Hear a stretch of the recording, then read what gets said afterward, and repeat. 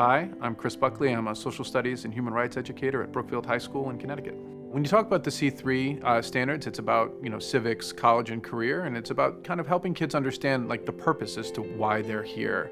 The way I look at it is these are the things that my kids should be thinking about as they get ready to leave high school, whether you're thinking about your career, or whether you're going to go to college and think about higher ed, or whether or not you're thinking about just being an active member of your community. Speak Truth to Power absolutely aligns with the 3C standards. There's things that you can learn about being an active and engaged citizen, or about what it means to be a good professional who treats people with respect, or if you're going to go to college, what that means. And it's not just about getting a name on a degree, but that you're gaining information that can be applied.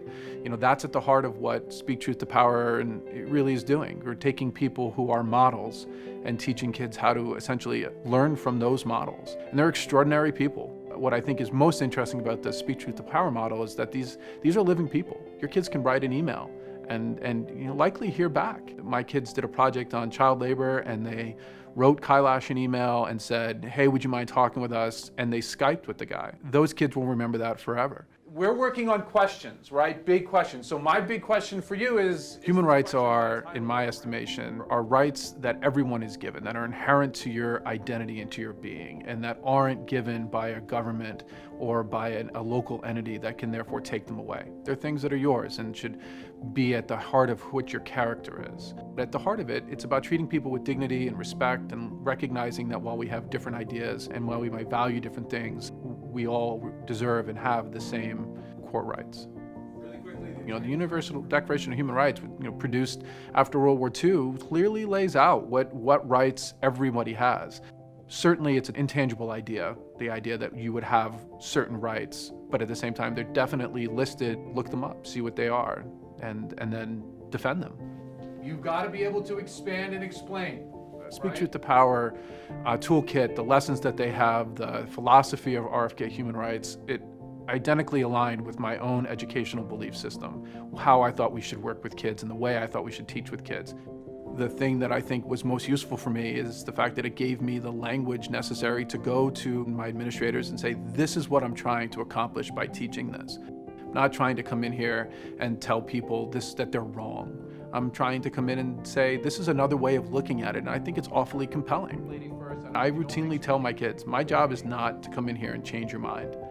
My job is to give you a wide lens for your worldview to help you make up your mind. Our kids need to hear that. And Speak Truth to Power, I think, really articulates that very clearly. The toolkits and the lessons and the defenders that are included make it really accessible to students. Can you imagine what the president talks to the first lady? My experience has been to always offer the opposite perspective.